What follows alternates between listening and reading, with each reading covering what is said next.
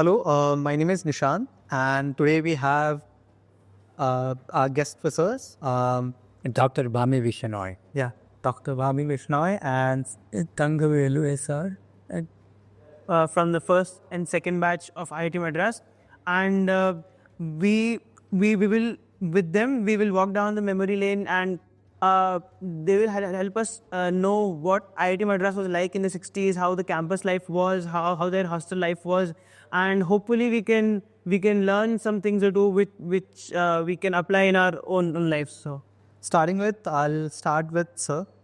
First of all, Sir, as you stated, you started your life from a small town called Buntal, which is nearby Mangalore, if I'm correct. Correct. Yes, sir. So, how it was from transforming yourself from a rural area to IIT Madras, how that particular journey was for you? It was not at all smooth. I had no idea in the first place what was IIT. The reason I ended up applying for IIT was that one of my classmates, his elder brother was a scientist at CFTRI, so he knew more about the world. For me, the world was just Bantwar. To going to Mangalore was almost like going from planet Earth to planet Moon. So it was just 16 kilometers. So you can imagine. So he applied for IIT. I also applied for IIT. He got into IIT Powai. But I did not get into IIT Powai. I said, yeah, look, I should get into IIT Powai because I had the 9th rank in the Karnataka and he didn't have the rank. How come I did not get it? So I was a little sad. But I got into IIT Madras. So I came over here and it was a very smooth operation, and then I started. And when I came here, there were 120 students. So I was searching for somebody who can speak Kannada because in my village, I had attended Kannada medium school. Then I had to study in Mangalore for 1 year in English medium school. That was itself is a nightmare. For final, I thought that I'm not going to take exam because it was too hard for me. And as I told you that anyway, I ended up with the rank. So while coming over here to whoever I tried to talk in Kannada, they would not talk to me. Tamil I did not know. And then I tried to find out there were 3 more students from Karnataka. They could, so I could talk to them in Kannada. So I tried to approach them, but none of them will talk to me in Kannada, though they knew Kannada because they had studied in English medium. Then I found there were 2 more people who knew Konkani. My mother tongue is Konkani. So I tried to talk to them in Konkani. They would not talk to me in Konkani, or they will talk to me in English because they went to public school in Delhi. So that was a nightmare. So I wrote to my father. I think I would come back to Surathkal. Surathkal Engineering College had just started, and there I would have got the scholarship even without trying. Said, no. My father, who is just a 5th, 8th grade, said, no, you stick around. So I stuck around. And that is how my first days at IIT. But then, of course, things changed and I improved. But as a result of the medium of instruction, I could not participate in any of the extracurricular activities or asking questions to the teachers and others because I have to think first in Kannada and then ask in English. So that is why, but one lesson is, this is what I wanted to tell. People who come with English medium school instructions, they kind of look down upon others who are not able to talk in English. And especially those who come with the reserve seats. They may be very bright, but they may not be up to that standard. And we usually try to equate standard with how you speak. That is not the case at all. And the teachers also do the same thing. Just because somebody talks that they have the gift of tongue, they think that they are bright or others. It has nothing to do with that. And especially those who are coming from rural background. And of course now with the JEE that may be less, but still there is a problem that of instructions. So both the students as well as the teachers should be reasonable. And they should try to give the benefit of doubt and should not look down upon them. And it is impossible for others. I was feeling so bad. These people were looking at like we were useless. Especially those people from Delhi and others who had studied in these public schools, they look down upon with such contempt. I can really feel it was like we were untouchable. So this is the message that I would like to give, is that it is very bad. The students should not treat other students like that. And that's what my own classmates, they used to do. So you like, Yeah. can you? I'm from Singanallur, part of Coimbatore, and I did well in high school, came first. I studied in PhD Arts College with math and science major, and I don't know the rank in the pre-university exam. There were more than 380 students or something. So I think but I heard that I might be within the top 5 or 6. So I finished the interview for the engineering colleges in Tamil Nadu. I did well. The principal of PhD College of Technology knew me, and he just he saw my grades and said that we're definitely going to select you. So just to relax and enjoy the interview. That's all. Whereas here, the interview was a mix of German professors and the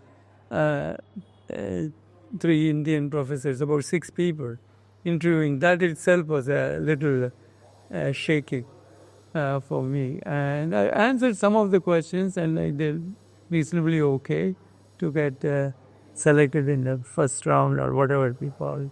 Adding to what Sir told us, so I just wanted to do more about like the curriculum at IIT Madras back then, how it was like, what kind of facilities were there, which you really like knowledge, like you can acknowledge right away right now, that were like the best at that time, like it's still appreciated. Right now, that I cannot pick up any particular area, because whatever subjects I studied, I liked, I enjoyed, especially maths. It came naturally to me. So I enjoyed the maths. And in fact, even after graduating, when I did my master's and a doctorate, I found that because of the math skills that I got over here, it was so easy for me to do both masters as well as doctorate.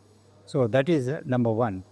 And the number two also, that in my work, though I did not as such apply throughout, but the way that I learned over here, it kind of helped me. Maybe the chemistry that I learned, especially chemistry and maths, because I branched into, from mechanical was my, but most of the time I was working in oil sector. So in oil sector, I had to learn all over again, like either geology or because exploration, I was involved with the exploration, mostly from the point of view of analysis of the budget, but I have to. And the refining also. In the refining, I was in charge of setting up what will be the prices. And when it comes to, again, predicting crude oil prices, what will happen, then you have to know a lot more, almost like there is any number of factors which will affect the crude oil prices. So that means you have to learn politics, economics, geology, chemistry, so many things you have to learn. So the kind of multidisciplinary type of education that I had IIT, though I did not realize at that time, it helped me to prepare to take up these challenges. Though I did not study here, it helped me to deal with the problems. So that way. But maths was the number one. And the number two, to my surprise, what I enjoyed the most was the humanities courses. Okay. And unfortunately, our teachers, they were the best in this. Even now, what I recall from them is they used to tell, we do not know why we are teaching you engineers economics, or why we are teaching you English or history, especially history. Now I know that how wrong they were, our teachers. I mean, I have high admiration and respect for them, but unfortunately, they did not know why they were teaching us. And they were used to tell us also that. But now, I have forgotten the technical subjects, but I still remember and I still continue to read the history. In fact, now my love is to read history books and also read literature. So, to that extent that the humanities was really good. Now I came to know that you have a lot more flexibility, and whether the students will use it or not, I do not know. Because sometimes people take flexible courses not because they like it, they take it only because they can get good grades. In fact, that should not be the case. They should take credits where they can learn, even if it is a tough subject. But it will be a very, very rare student who will think of taking subjects because it's an interesting subject. That's, sir, would you like to add something? Yeah, I got into mechanical engineering, but besides mechanical engineering, I also learned electrical engineering subjects, few 3 or 4 courses, fluid mechanics, applied mechanics. So all these things, I didn't know where I was going to use, but I tried to do as best as I could with diligent effort, studying for exams and doing all the homework and everything. I did to the best of my knowledge. And so, I joined, after mechanical engineering, I joined Ashok Leyland. There, the job was not difficult, the machinery was not difficult. I'm not an aggressive person, so dealing with the supervisory organization structure, I had difficulty. So I didn't talk to them that much. But anyway, they gave me machine shop, which out of 14 trainees, they after 18 months, they selected people for machine shop. That is the most important one for them. I got in, but I didn't get the right kind of responsibility. So I said, after 6 months, I joined a program for industrial engineering at IIT Madras, postgraduate diploma in industrial engineering. I did that well. I came first. I'm sorry, I should say that BTech also came first in all the branches. And so with that, then I went to Larsen and Toubro. Again, the supervisor didn't respect where my academic standing was, but he tried to give me some very time study kind of a job where I don't have to use my brain at all.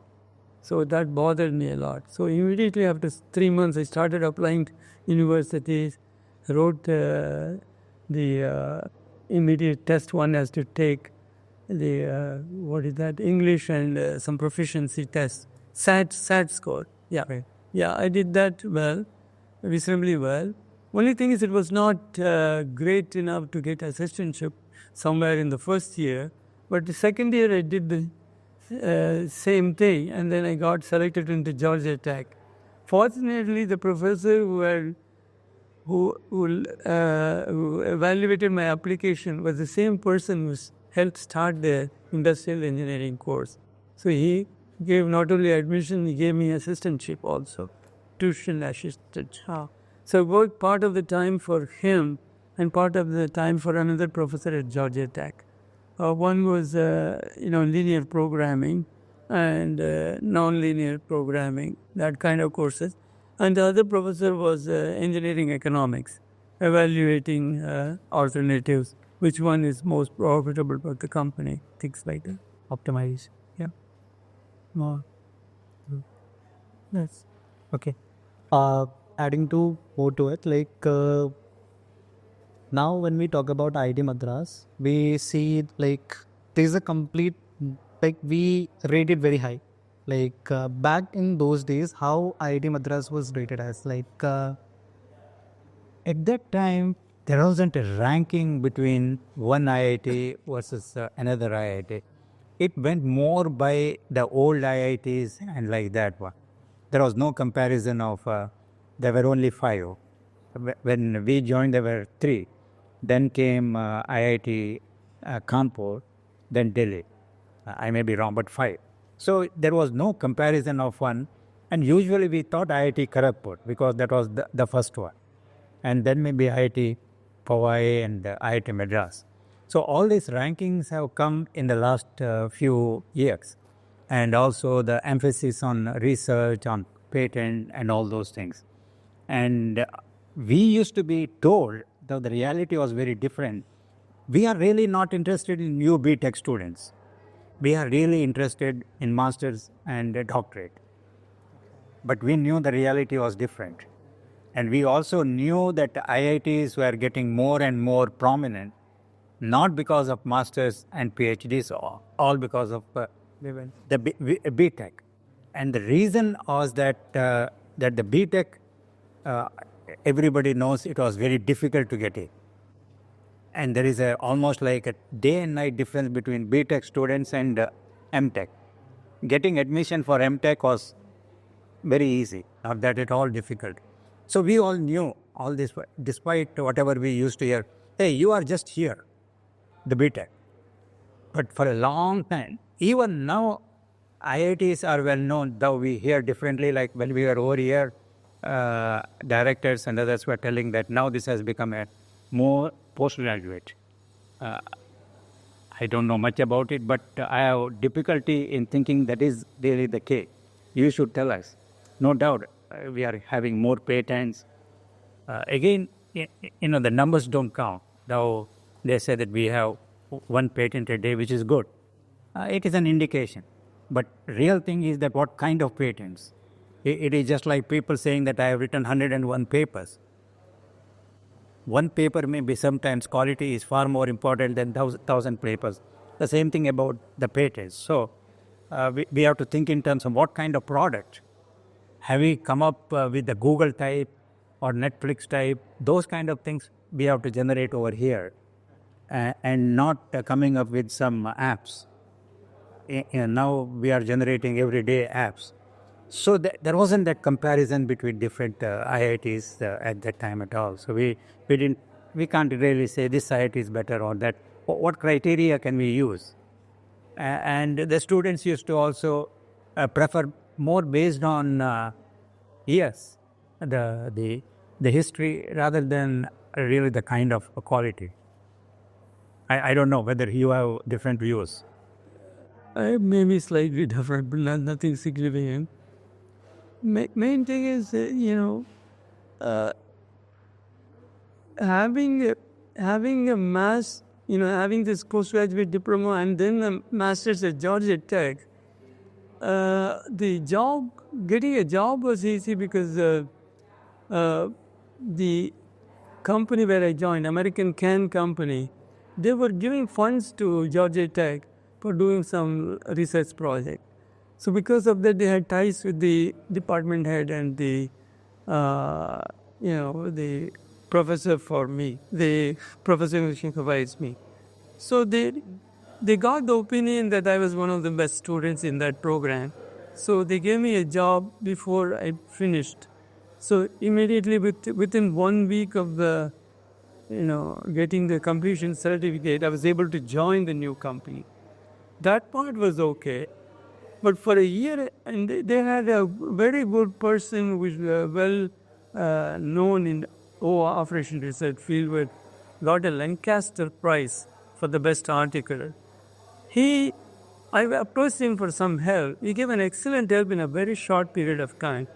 Don't struggle with the particular formulation of the mathematical programming problem for this production planning problem. Just to think more in a more practical sense. Sometimes the capacity of the machines may not be enough, or you may not have the right material to finish all the entire lot. So you may have to leave it as unprocessable items. But in all cases, you have to model the problem correctly with a lot of extra variables so that you don't get an infeasible solution, but tells you what work cannot be accomplished and what work can be accomplished in the most cost-effective way. So he gave that advice, and I was able to go for a training for the software program, and it made it really simple. The previous person who was in that job had struggled for 6 months and was getting nowhere with it. And in fact, he was a PhD and he went for a teaching job. But the problem is getting the right advice from an expert to do it the right way. I think that saved me really. That's all I can say. But within 18 months, that company was evaluated by a management consulting company and said, you don't have a viable company in this. They were making cans for soda, America, Coca-Cola or let's say Pepsi, like that. See, this is not going to get you anywhere. Your profit margins are very limited, so just leave this business. So the other part of the business was paper making. In the paper making was a very tough job. They had to integrate the capacity in 3 different mills for various products, plan it. That also was a very difficult job to do. And I don't know whether they were getting enough profit margin. I left them after 3.5 years with them. And within another year of my leaving, they completely dismantled the company. They went into a completely different business for manufacturing fashion material for women. So that's where they went. And also they went into financial services. So the whole company was scrapped, as so to say, from that point of. So all these things can happen in US. I don't know whether it happens in India. I don't know. Yeah. So at that time he was talking about how he got job because of IIT. In our case, because I graduated in 64, went to US 65 and applied for job 66. At that time it did not make any difference that I am from IIT. IIT actually kind of became famous. You might have heard a very famous 60 Minutes in the US. There is a 60 Minutes program. Mr. Narayan Murthy was interviewed. And in that interview, he made the statement, his son did not get admission into IIT. So he decided to go to MIT or Carnegie Tech, which are supposed to be Ivy League schools over there. Then all of a sudden, what? So he did not get admission into IIT and he is coming over here to our premier schools where it is easy to get admission. Not only that, he even gets scholarship. And I was working at that time in Georgia. My friend asked, hey, you are from IIT, right? And I heard that Narayan Murthy's son, he could not get admission into IIT, so he is coming to Stanford or some place like this. So I did not know that IIT is so famous. Afterwards, now every time you hear about it in the US, they give that. Have you heard this one? Yeah, that's 60 Minutes. Yeah, that is how. Of course, now so many CEOs and others are from IITs. Now it is a very different ball game. But when we went over there, for me, I interviewed Xerox and I interviewed some other company. And finally, a company from, this is in Chicago. I went from IIT Madras to IIT Chicago. So IIT Chicago's, that company had come and I think nobody had signed up. I was the only one signed up, so they took me. It so happened that he's talking operations research. My master's was in industrial engineering operations research. They were looking for operations research. So I ended up going to a small village. So that's an interesting, but now, and even when I applied for Stanford University for my PhD, they did not know that I am an IIT student. And they, okay, you show your performance. They gave me provisional admission because I was working for a well-known oil company. So they said, okay, if you do well, then it will be final. But I decided not to go there. But what I am saying is that in early 70s, IIT was not well known. Maybe 80s, IIT became. Now, of course, IIT means it will open all kinds of doors for jobs as well as admission into Ivy Leagues. And so, we have talked about IIT as a tag. While having that particular curriculum, when both of you were there as a student, how tough was the curriculum at then? Whether it was very intensive, more practical oriented, or it was more mathematics and intensive, because both of you are from mechanical. Yeah. So mechanical is they might demand more into like more mathematics thing and better calculations. Whether it's more around it, or how was it? How was the curriculum back then? Okay, from my point of view, I never felt course as difficult or tough. To me, it was a smooth riding.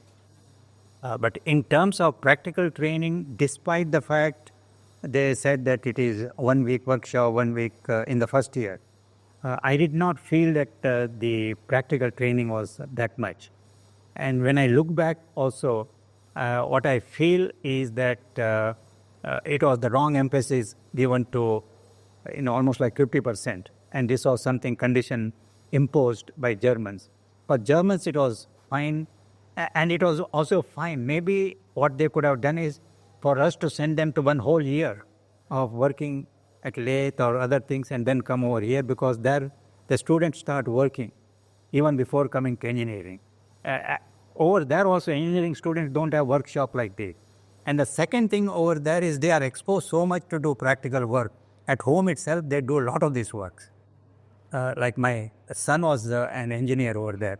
Now he does the work of most of the things. He even laying carpet and other things as an engineer. So over here we are not accustomed. We kind of look down upon. If I want to get the things any done, we call a plumber and other things. That's it, they do it. So the Germans, for whatever reason, they impose that. But from the practical training point of view, I felt that we did not have enough. And as far as coursework was concerned, I never considered that it was any tough at all. And in terms of reading, it was good in the sense that we never had textbooks. So as a result of it, we have to refer to a lot of books. So that was another very good thing. And the very interesting thing was the open book exams. That was also, I felt, a very good thing. The open book exams that we don't have to learn by heart. We do have it now. We do have it now. Yeah, which one? Open book. Yeah, the open book exam is a good thing. And another thing is that I never knew something like we will fail. And only afterwards coming to know, I came to know that some of my classmates, they finished 1 or 2 years afterward. I always used to think that once you join IIT, you never fail. So this was something new to me. It shows only my ignorance. I did not know the reality. So I used to think that, once you join over there, you will always pass. But as an example, in the first year, after the final exam, I went home. And when the school started, I came back. When I came back, almost like 90% of my classmates were already there 1 week back. I said, why did you people come? They said that we had to take math tests because we all failed. I said, what? Yeah, so because we failed in the math test and they could not withhold that many students, so they wanted to give. So all of them passed. So I used to always think, at IIT you never failed, which was a good thing. But reality was slightly different. Maybe Thangavelu knows more about this situation. I think there were some of my friends who fell into that category, and they were really heartbroken. They never had anything like this happen in SSLC school final or pre-university, so they were really shocked. So it gave them a real shock that they really have to be on top of homework, submissions and everything. All the periodical grades matter. I mean, finally to get out of, suppose if the final exam you don't do well, but you have done all your homework, you have done all your, first test or something like that, surprise test or quiz or whatever it is. If you have done well, the teacher might pass. Okay, that's one aspect. Second thing is the importance of electrical engineering. I didn't realize until almost till my 45th year when I started working as more on the electrical side. So it's and one never knows what thing becomes important in a particular job. Even if you go as a manager, sometimes you have to manage both the skills. So, if you are taking program here, I think it's good to pay attention to all the different things. Now, only thing is there were things like fluid mechanics and heat transfer and things like that. That one maybe is a special force, I can say. But I wanted to see whether I can work in HAL for a month. No, for that would have been very useful. But that's the story. And in US, I don't know. See, if we are going for more financial kind of a jobs, a lot of engineering, even if you have fairly average grades, you can do reasonably well in the finance. But that's not so in the real engineering fields. If you are not able to do well, I think it's some kind of indication that you may have to change the branch. That's the opinion I have. Lovely, sir. Sir, now we have discussed about IIT, IIT as a curriculum. Now I would like to know more about the people, like which hostels you guys were allocated to. Like back in those days, I guess we had only one or two hostels. See, okay, others might have repeated what we will tell. We were the first one, that is the second batch was the first one to enter the campus. They were staying at Saidapet. Okay. And we first came to what is now the Krishna hostel. It was called as Delacheri hostel. And it was not even complete. And it was so bad, in some rooms snakes used to come. Luckily, snakes never came to our room. And we were 2 per room at that time. But that lasted only for 3 or 4 months. By that time, the Kaveri hostel finished, and most of us moved to Kaveri hostel, and they also came from Saidapet to Kaveri. So, first and the second batch were together, and we had the pleasure of ragging them. Though we were the juniors, so they were the seniors, but we were the seniors here on the campus. And it was so bad. Let me give you an example. In the night, once I came from outside, and there were 2 gates. But one gate was not leading over here. And I knew the gate which is leading to IIT is not paved. It was so dark, the way that I figured out this is IIT door is I touched the ground and saw that it is not asphalted. Then I knew this is IIT. So I entered like that one, and this is the way I came over here. So that was the situation, and there was nothing at all to do in the night. And after some time, the open air theater came in. We used to look for movies. I still remember the Come September. Or I don't know whether you like it or not, but I never used to go to movies. In that entire 4.5 years I was at IIT, only once I think went to a movie outside, Sangam. I still remember the name after so many years. Otherwise, I never went to see a movie over there. And so that was the kind of... but it doesn't mean that we spent all the time studies, but most of the time that was all we could do. So, and food was okay, but another hostel life was that I was surprised. We were used to agitate that we did not get hot water. Or we used to take cold water. At village, we never had that luxury, but even at the luxury, it was very difficult. Sometimes we used to take water from the well and used to take bath. And the students over here, my classmates, they used to agitate because they did not have hot water. And the another thing we used to have the problem is, we from South, we did not like chapati. So we used to exchange. We will give chapati to North Indians and take, and we also had restriction. I don't know whether you remember. So we used to get restricted amount of food. But one thing I remember still from that is that we, the fortunate ones in the IITs, next door was Velachery. I always felt so sad. We are enjoying all the benefits of good education, reasonable stay in the hostel, food. Never we once worried or took interest in how people just 100 feet away were living.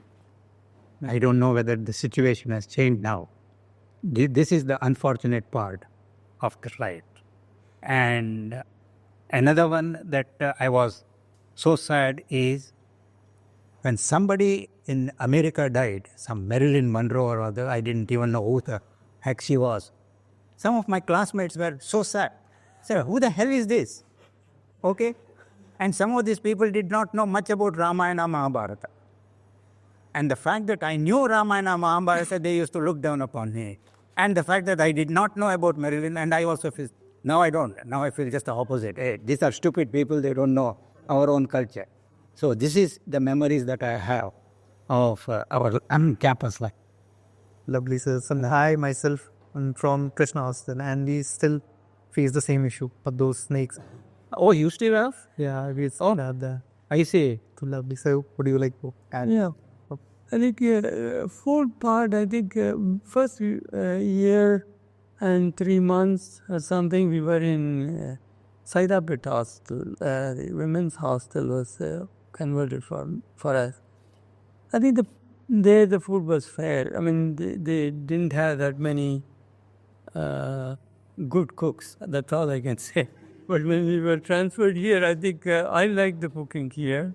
Of course, limited. Those I can't say I want 4 dosas or 2 dosas and some upma or something like that, which they can make more easily.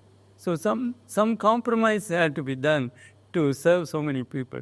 First thing is I was overlooking the cafeteria, and I also get up very early, take bath and everything, and I'm ready for. Done my review of the class work and everything, and then I was ready to go to breakfast at 6:30 or 6:45 maximum. Sometimes they open only at 7, and so I had to wait for 5-10 minutes. But otherwise, service was good in the early part of the day. Now, when the students were coming very close to 8 o'clock, then they had problems. They will be late to the class, and I always used to go early to the class. In the first 10 students, I will be one of them. That's all. Not really. Now, so also one more thing, back in those days, how was the class composition? How many boys, how many girls? Are you kidding me? Okay. There is one divided by infinity girls. And there, in the whole campus, I think our postgraduate, there were 2 or 3 girls. That late. They were not girls, women. And they were getting masters and PhDs. Yeah, by the time we left, there might have been 10 at the most. I know one MSc, definitely I know one. Yeah, one MSc day. Yeah, that's what so few of them. So I'm very happy to see so many girls are now coming over here. And in fact, my daughter's classmate, she has gone as the director of Zanzibar campus. Preeti Argaram, yes, she's my daughter's classmate from Mysore. And so it's really a great thing now. And lovely. Yeah. I think okay, I'll leave it at that. Yes, sir. Yeah. And adding to the hostel thing, whether you there were some sports facilities over back. Oh yeah, that they were from the second year of. He was very much in sports because he was good in I think soccer. I was not good in any sports. Okay, and I never even touched hockey. Tennis was the rich man's game, so I never went there. And football, of course, football or soccer, and volleyball. I attempted some, but not good at it. But I didn't even know that I was maybe a little good in running. So there was a race. So this is an interesting event. So I participated and came first, to my surprise. But what happened was that after a long time running 100 meters, I almost collapsed. I vomited. We did not have much practice and others. That is when I realized what happens. But since I was young, it was manageable. But anyway, I was selected. The first team, I remember inter IIT was at IIT, Powai. So I was happy. I think I didn't even have to pay or they. Did you go? Yeah, I was there part of soccer team. Soccer team, yeah. So you. And then, so they gave us blazer and all that. So this was something new to me because I was not good at that. So anyway, I'm going to represent IIT Madras. I go over there one fine morning. He said, no, we have selected you, but we have found somebody who is better than you. So you have to compete with him. I said, oh, fine. That guy was really the sports person. He's a classmate, Jacob Dominic. So he had to rest because he did not participate. He thought because he was good in other sports, but somehow that they knew that he can run faster. So I competed with him. I was nowhere. Thank you. So I just went there to represent and came back from Powai. So that was my extent of participation in the sports. And and I think I might have participated in the relay race because they did not have they have to have 4. So I might have participated, and our institute might have lost because of me. So No, in my case, for inter-IIT meet, I was playing soccer with other students, both from our batch and 1965 batch. There was one player, 1 or 2 players who were very good in soccer in their batch also. So I'm okay average. My left out position is my position, and we had some trial runs and everything. The drill master Srinivasan, he used to check us and see whether we need to improve everything, but he didn't demand too much. So we went there. We won out of the other 3 IITs. We won maybe one of them. Kanpur, maybe they were not that good. But Bombay and Kharagpur, they were better than us. So we were 3rd. That's the one. And here in the final year, we played, the soccer team for IIT Madras, and we played against other city colleges in the tournament. And we won at least 3 or 4 matches there. We lost 6 or 7. But we were good. I mean, we used to have to cut classes and go. The match was at 3 o'clock or 4 o'clock. We used to go there early and finish the match and count. So it was treated well. The drill master or the supervisory training master was very good, Srinivas. Lovely. And sir, I have one more question based on your hostel life. Was back in those days, was ragging up how it was oh, there was. In fact, I still have got very bad opinion of ragging and some of my own classmates. As I told you, that these people from urban areas ragging it is inconceivable that our own classmates ragging us. So I have very, very bad memories of it. And so whenever I see ragging being mentioned, I have sympathy for that one, and I'm happy when people take strict action against that. This is the stupidest system developed. I don't know who on earth thought of it. They say that, oh, this is the way to. There are so many other ways of trying to know your friends. You don't have to know them by pulling down somebody else. It is so shameful that we should not give absolutely any scope. And then you hear about it, that person should not just punish. He should be removed from the college. That's it. That's the only punishment. Then only it will stop. In my own classmate who ragged me and who happens to be on the same wing of the hostel, when he got a prize, I said, this guy getting a prize? The fellow who ragged and who being admired as a hero? No. So I have a very, very bad opinion. You asked me the right question, and I really hope ragging is not here. That the ragging is taken very, very strictly, and if anybody does ragging, no punishment, just remove it. Period. Yeah, that is the only way. Agree. Yeah. My experience, we were divided into Saidapet hostel and Gindi hostel. All the non-vegetarians were in Gindi, and the Satvik or vegetarian were in Saidapet. So we didn't have that kind of a thing, mainly because, people were joining and they were just standing and they became friends, and there was no ragging there. So there were no senior students for us. So similarly, even when we came to Kaveri Hostel, this is all already a year and a half by. What is that to rag and insult a person? But as I told you, in our place, there was only one batch. And in our own batch, bloody thing that some of my own classmates were ragging. It was. Yeah, I can see. I don't know what happened in the other hostel. I don't know, guild engineering house. See, people when they are taking on, they become more aggressive. They're probably more rich. So they can do all kinds of nonsensical things. Like, the books.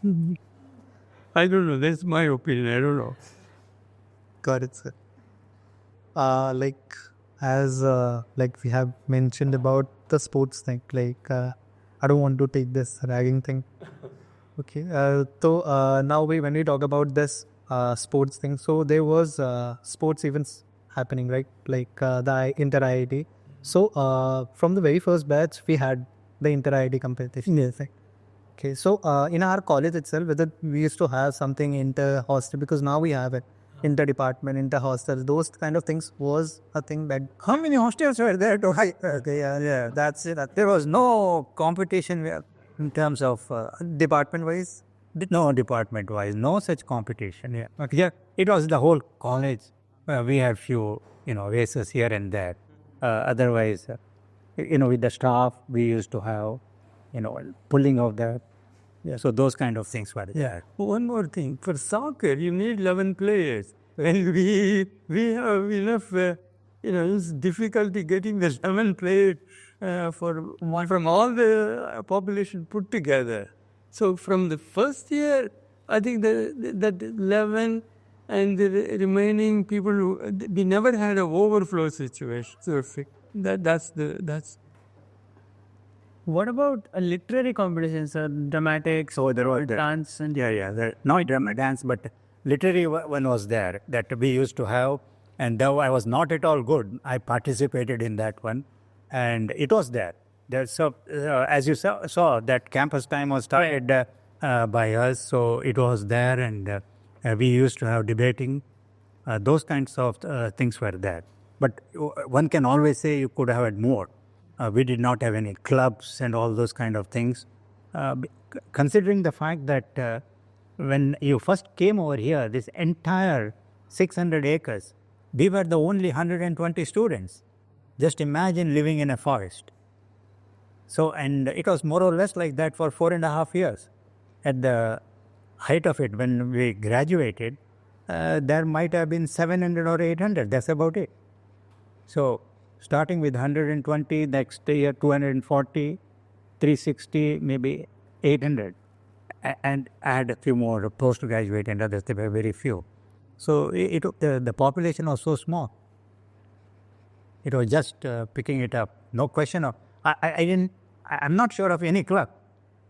Yeah, there were clubs, but I don't know for them because I thought my first job is to study well, get good grades. So I said, particularly we didn't have enough good textbooks. So either you take notes and then you have to get somebody else who writes fast and well. There was one gentleman, Vijayan, in our wing. So I used to copy because of the last 5 minutes I would have missed. Because by the time I write, the teacher would have finished the explanation. So I would have to go and ask Gary. He was very, very nice person. Unfortunately, passed away a little early. So he used to give the notes, and I used to help somebody. They had difficulty with homework or anything. So, are there textbooks now? Yes, yeah. Yeah? Yes, sir. You see, the whole thing has changed. We did not. See, in the first place, we had a lot of German professors. They used to say that you study, which is German. And we studied German for 1 year. And some of us studied German for 2 years. Okay, that's another story I will tell you. So, how can you read German books and understand? But for other things, they used to give, you refer to this book, that book, that book, that book. So that way it was, that way I think I liked it, the fact that there was no textbook. Mm-hmm. And so we read a lot of books and we really made use of the library that way. I agree with the library part, but I was a little worried that the teacher won't prescribe a textbook. I mean, up to pre-university, we had studied with textbook. There was no other way to go. But I enjoyed but not having textbooks, because then you can read a lot more books. Incidentally, we had German for 1 year. Okay. So our two professors, one remember the lady teachers I don't remember. So they started teaching. They said those who want to learn German after the mandatory year, they can sign up. So early something like 25 or 30 signed up. Within 1 month, there were only 4 students left. 2 for one, the 2 for another. So we continued till they finished. And Dr. Klein, he knew Sanskrit also. So we learned German. I wish I had continued to master it, but I gave it up. So that was, now is it mandatory? No, it's not. They're elective courses. Oh, it is elective? Yeah, many languages, and you can choose what languages you want to learn. I see. What are the elective languages? I took Chinese. There is Japanese, German, Korean, French, Spanish. Spanish. Yeah. Okay, Spanish. Oh, good. Oh, You have books for them?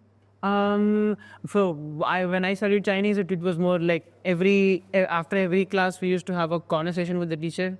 So she used to ask us some questions in Chinese, and we had to reply to her in Chinese. okay. Oh, very good. So 6 or 7 languages are I taught. think, I think for some of the fields, the Chinese are very much at the top.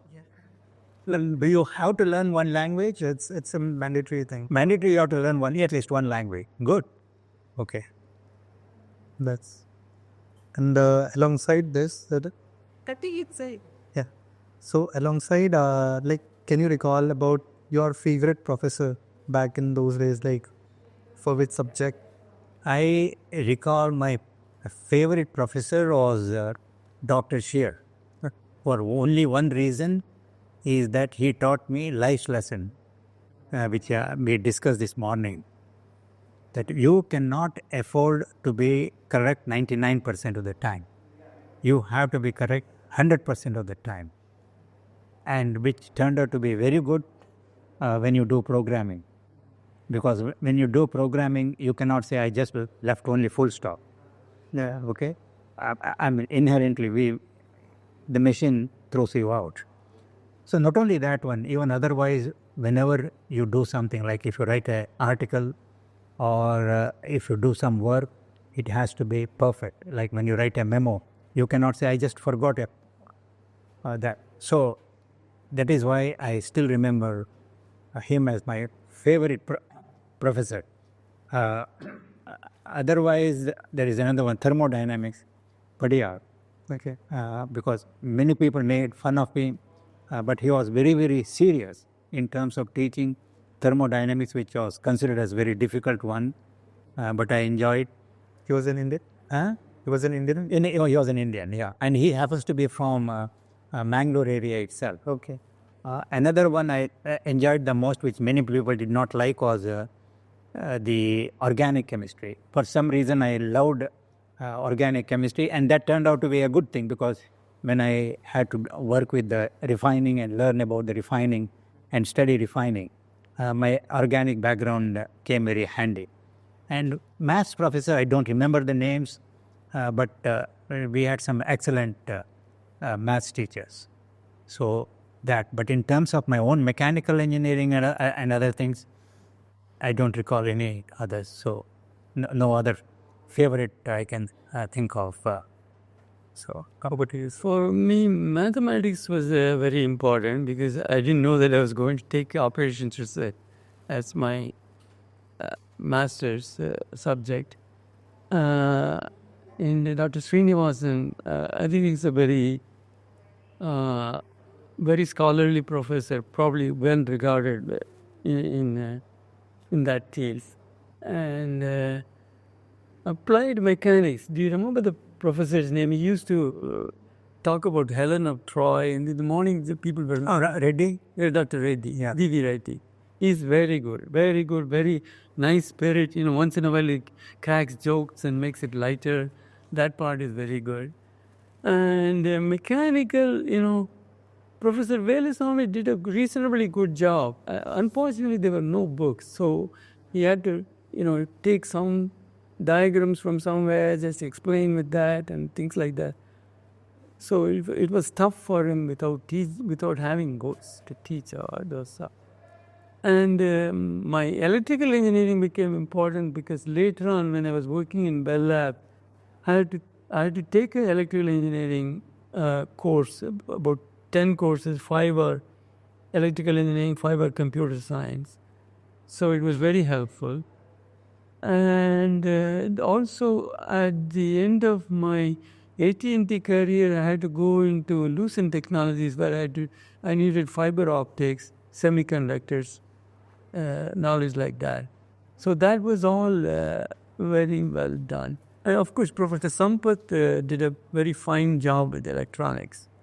That was also very helpful. We taught you fiber optics and No, he taught electronics. okay, electronics. Yeah. Dr. GVK Murthy was another one of my favorite electrical engineering. That he took really interesting and he made the subject so interesting and easy. Yeah. So that one. And yeah, Veluswamy was also another very, very sincere professor. And I had a chance to work with him when I was governing council member of Manipal Institute of Technology. Both of us were working together to develop a strategic plan for MIT. So I had to work with him. Mm-hmm. Dr. BJK Murthy had a very nice quality which helped me. When he used to come around during tutorial sessions and then, we had finished the first periodical test, he had graded it, he just came to just in front of my desk where I was trying to do some homework. We are supposed to do homework in those tutorial classes. And he said, you did very well, don't feel very stressed out or anything, just take it easy a little bit and, enjoy the learning process. That's all. Okay. Also, sir, for that particular classroom, we have professor. You need one more person, like your friend, to be by your side. So I just wanted to know who was your, can you remember your best friend back in those days during your class hours or outside classes? With whom you used to hang out a lot, your buddy? So many of them. I cannot think of one particular one.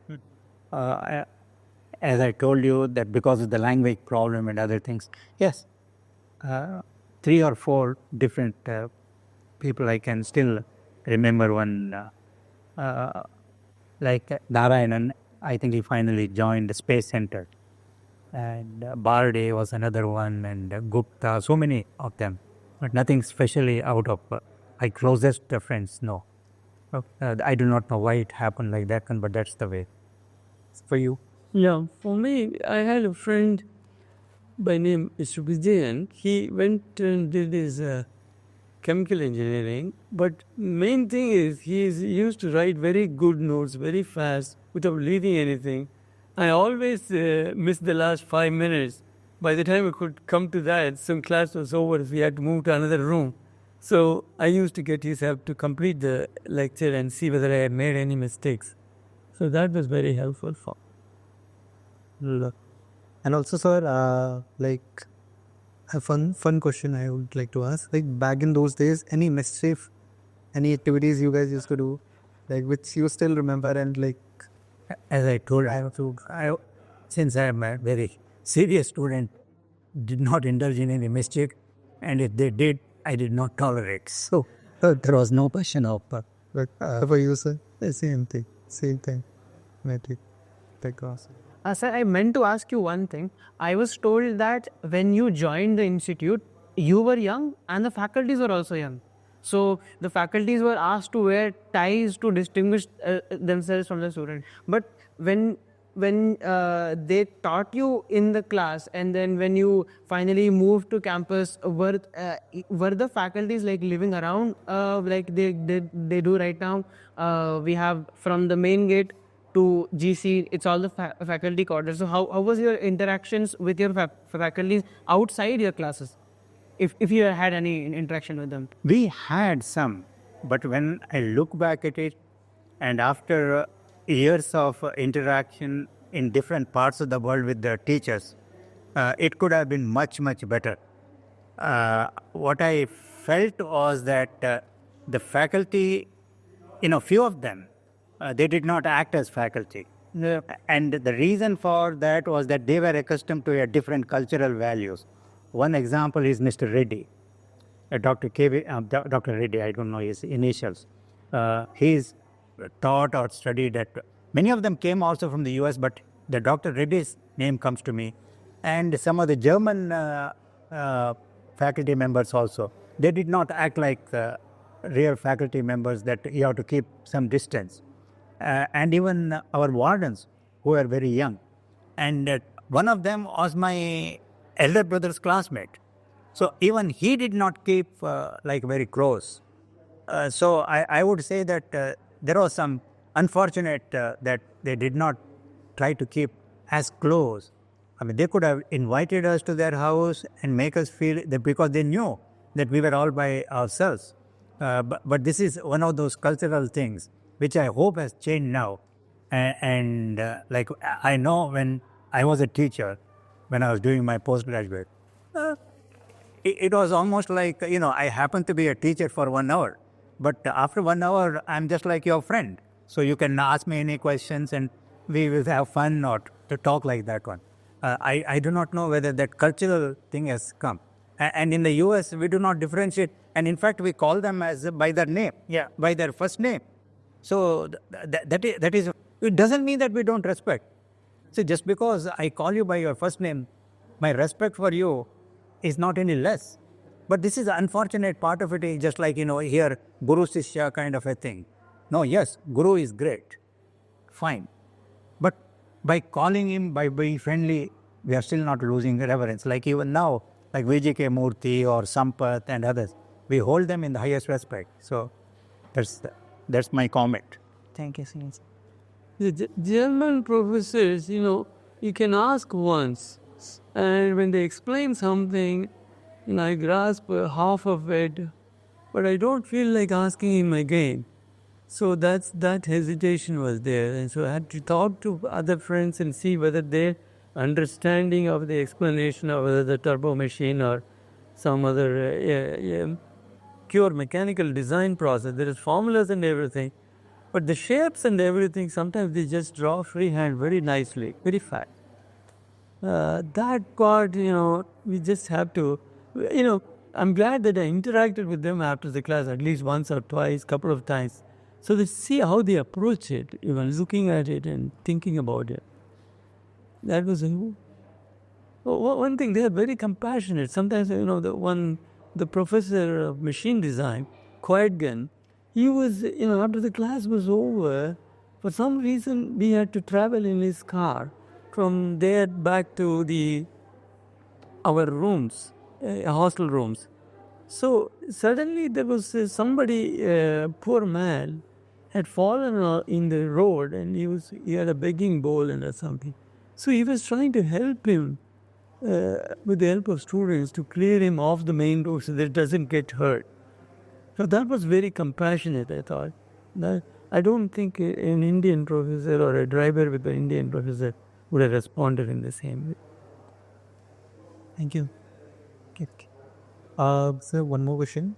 Based on, you were the first batch, so you didn't have any privilege of any senior to you, yeah. See, as I said, I was concerned about this, understanding the study and doing well. So I didn't bother about treating anybody else in any other way except as a fellow student. No, I just wanted to know, as they were your first, seniors, just next to you, how was that particular bond? They were the first ones, just entered the department, very fresh. You were the next batch. Did they give you any feedback? information about tests, inside test, how does it work? We did not even find the need for such things, because as I told you, at least in my case, I did not find the need, but I actually sought, and even now I remember all of my seniors who are from my district. I developed special bond, and it so happened some of them also happened to speak my own mother tongue. So that was another bond. So I was close to them even after I left, and I kept in touch. The same thing with the juniors. So that the bond is depending upon which region they were coming from, and that I kept. But afterwards, for example, he was just 5 rooms from me. I did not speak to him even once at IIT. And I happened to meet him in 1972 in Stanford, Connecticut. I was on one side of the aisle, he was on the other side of the aisle in one small departmental store. Both of us recognized each other. Ever since then, he has become, and we have become very good friends. Wow. Okay. Said IIT, not once we have spoken. And I know about him, but I bet you he did not know anything about. I know because he is the presidential award winner. I was nothing. So I'm sure You say nothing. he did not even know my name. Yeah. Okay. And so like by the closure, like by the end of your bachelor phase, like 4 years period, like how it was, like the last day when you had this whole opportunity to like live this particular moment, what one moment you recall, like you want to relive it up once again? I guess getting the first prize was unbelievably great experience. I didn't know until the last minute. So, yeah, there was at least 3 or 4 other candidates who could have done equally well. So I don't know what to say beyond that. It was, we're just, and also we started working outside. But we finished like February, and the convocation was in June or June end or July beginning.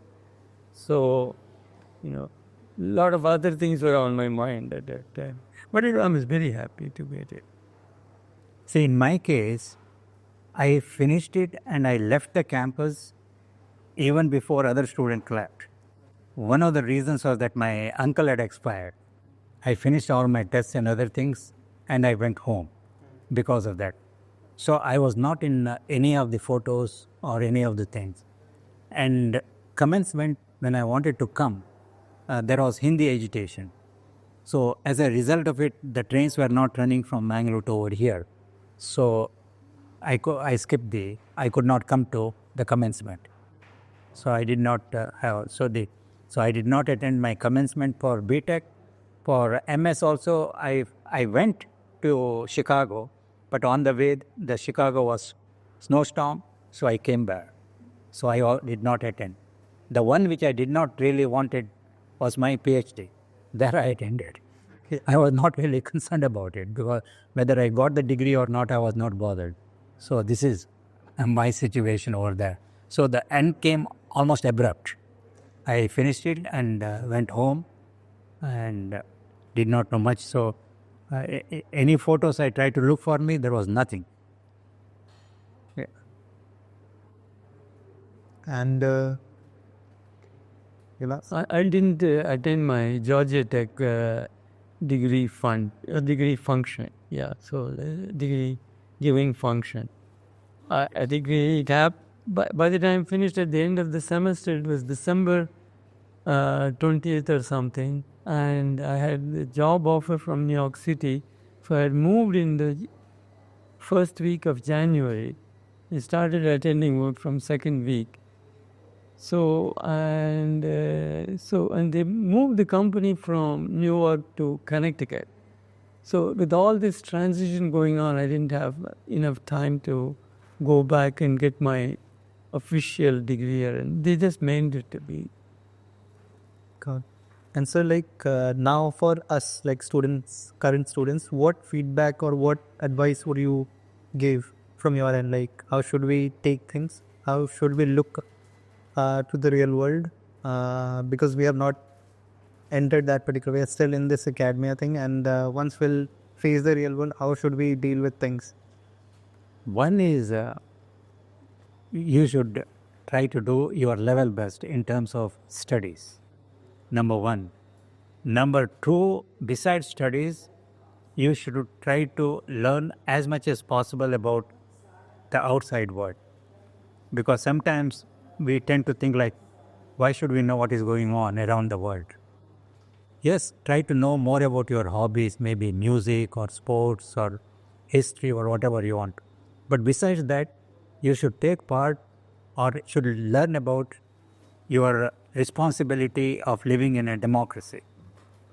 And that is the most important thing that I urge all the students is that we should give back. And in that way, I give you an example now to convey my seriousness of what I'm going to talk about. And we were never told by our faculty that we owe something to the institution and to the society. I do not know whether they have told you that you owe to the society, to the institute, that you should think of giving back to the to IIT Madras and also to our society. We all think now the moment we get our degree, most of you would have already got a scholarship or a plane ticket to go to Timbuktu, leaving India. I think that should not be the case. In fact, I have been urging the government of India that you spend so much time trying to educate the students through these 23 IITs, but you don't bother about it, what they are going to do for the society. This is the worst part. And one of the reasons I tell you why it is so is most of the parents are of the officials. They themselves are encouraging them to go. So how can they put in it? I said, at least you say that you want to come IIT, you should kind of morally or even legally should work for 5 years in this country. And then you decide what you want to do. But by 5 years, things would have changed. But at that young age, if you go, you never come back. I am telling that based on my own experience. When I went over there, I knew so little about India. About my little village, yes, I knew, but the rest of India, I did not know. So it was traumatic to come back. And how I came back and I settled, that's a different story. So I urge every one of you to think how to give back. So as I was walking towards Taramani guest house, 4 students, they saw that yeah, from the first batch, oh, can I take the picture with you? So I said, yeah, glad, please take it. Then I said, where are you? Of those 4, 3 are abroad, 1 is from Hyderabad. So the first direct question I asked her, what are you doing for India? Are you thinking of giving back? And one of them said, yes, I'm really thinking of what to do. So we had a good discussion about it and I told that what we can do. So this is that you should, as students, should really think and should debate, what is IIT doing for India? I have been asking that question and I have written it also. This brain drain, nobody is talking about it.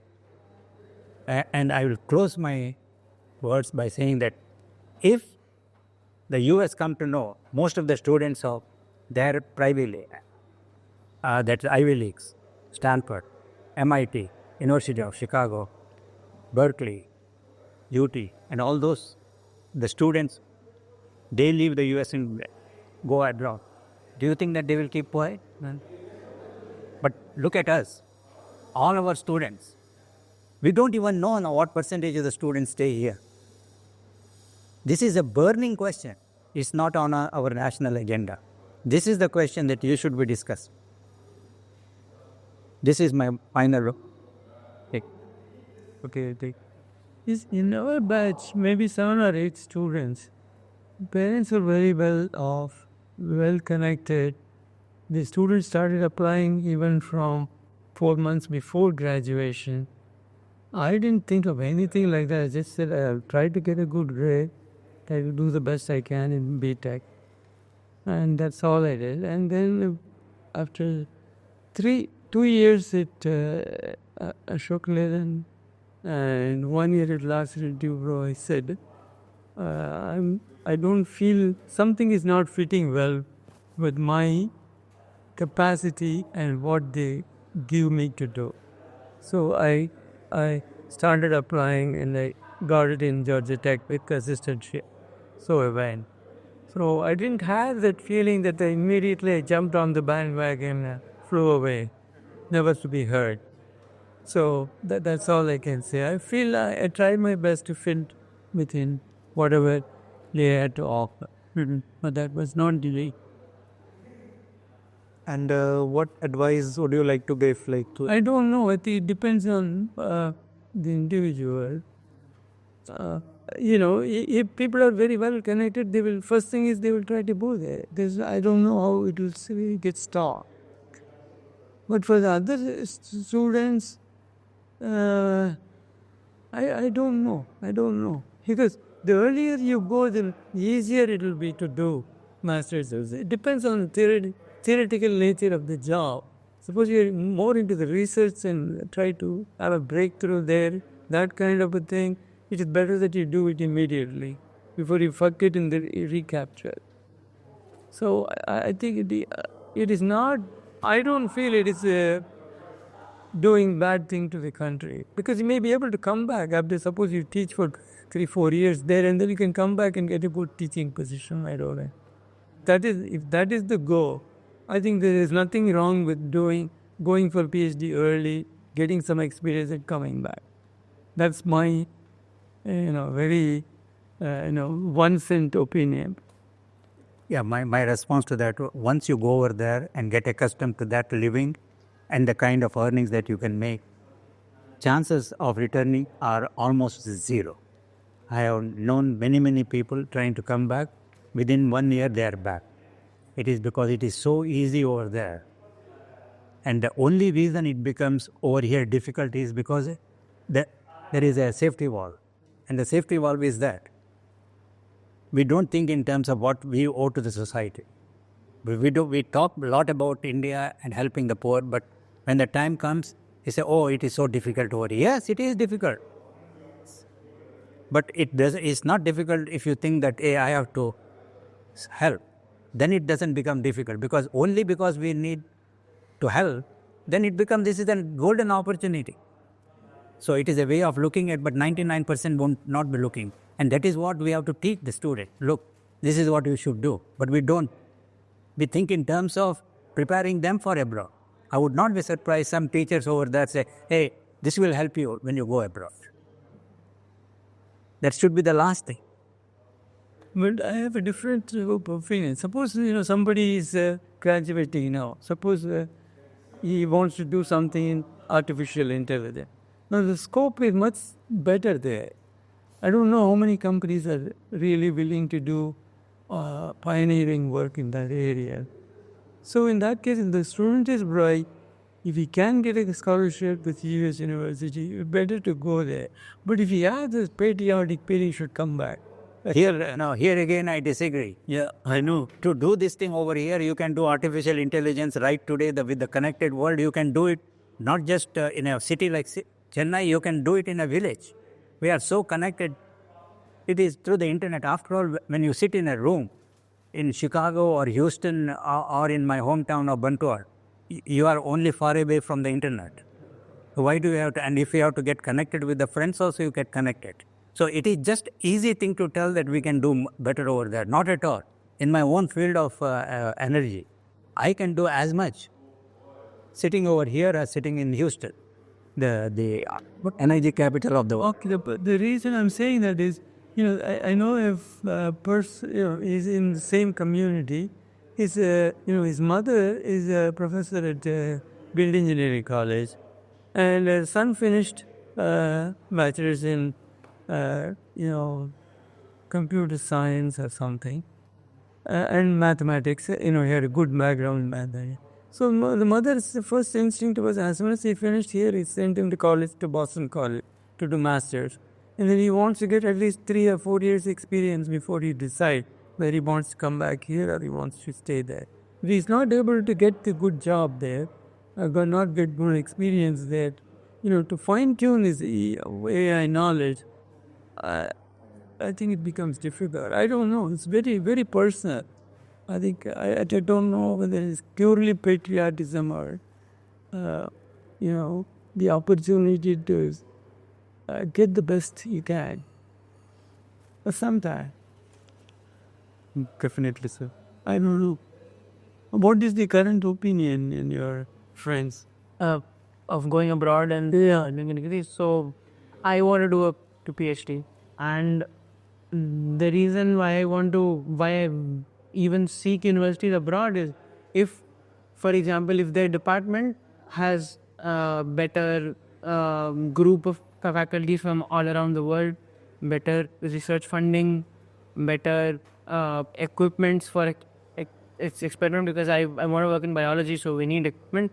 I would go there, but the first chance I get to come back to my country and start I want to start up here in India, build something from the things that I learned. So I want to go abroad to learn, but definitely if I want to start something, if I want to build something, it'll be in India. That's me. With sometimes new fields, I don't know which way it is going to go. That's the problem.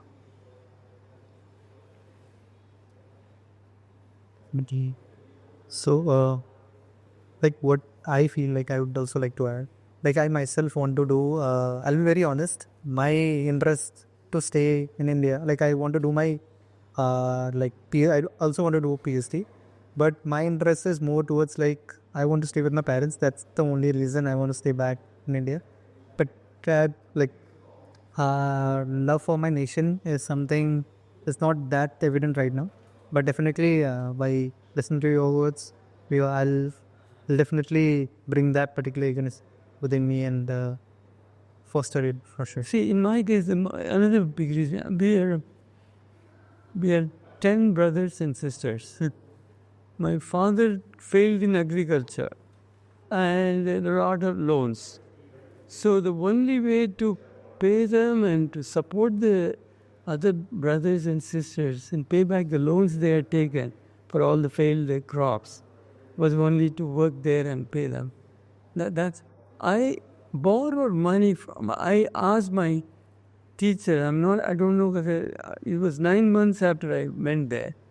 And I said, my professor, my parents want $400. I don't have that money. I have just, I have $1,800 whole year assistantship. I have only $250 coming every month. So I don't have that much money. So he said, I will sign on your behalf to the bank. You borrowed and send it. So he was kind enough to do that. So I had to do something like that for the first 5-6 years. I don't know what if I can't. Here I was getting 400 rupees at that time. There was no way I can support after paying for the room and everything, I can send 100 rupees to her. I just, it just was a completely different situation. I don't know what to. Yeah, it's pretty subjective. Like people to people might differ. That's even. No, it's. So that's all. Like, thank you so much. Thank you so much. Yes. We really appreciate Yeah. your time.